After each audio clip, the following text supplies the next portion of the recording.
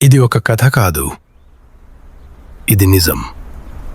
మనం నమ్మలేని ఒక చరిత్ర. మనకు ప్రాచీన భారతదేశం అంటే వేదాలు, రాజులు, దేవాలయాలు ఇవే గుర్తుకు వస్తాయి కదా. కానీ చరిత్ర పుస్తకాల్లో చెప్పని కొన్ని నిజాలు ఉన్నాయి. ఆ నిజాలు వింటే మీ ఆలోచనలే మారిపోతాయి. వేల సంవత్సరాల క్రితమే భారతదేశంలో శస్త్రచికిత్స జరిగింది అని మీకు తెలుసా? సుశ్రుతుడు అనే వైద్యుడు ముక్కు శస్త్రచికిత్సను విజయవంతంగా చేశాడు. ఇది ఈరోజు కాదు, క్రీపు 600 సంవత్సరాల క్రితం. ఆ సమయంలో ప్రపంచంలో చాలా చోట్ల వైద్యం అంటే భయమే. కానీ భారతదేశంలో వైద్యం ఒక శాస్త్రం.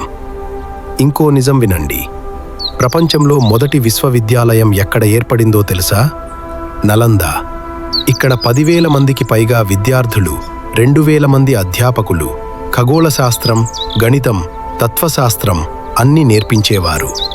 అప్పుడు యూరప్లో విద్య అంటే కేవలం రాజులకే పరిమితం. కానీ భారతదేశంలో జ్ఞానం అందరికీ. ఇంకా ఆశ్చర్యం కలిగించే విషయం 0. ఈ ప్రపంచాన్ని మార్చేసిన సంఖ్య.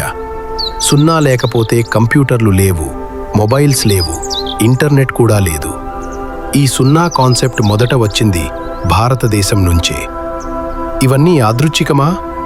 లేదా మనకు తెలియకుండా ప్రాచీన భారతదేశం ఈ ప్రపంచానికి ఎన్నో రహస్యాలను ఇచ్చిందా?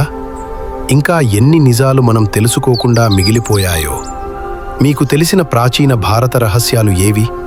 కామెంట్లో చెప్పండి.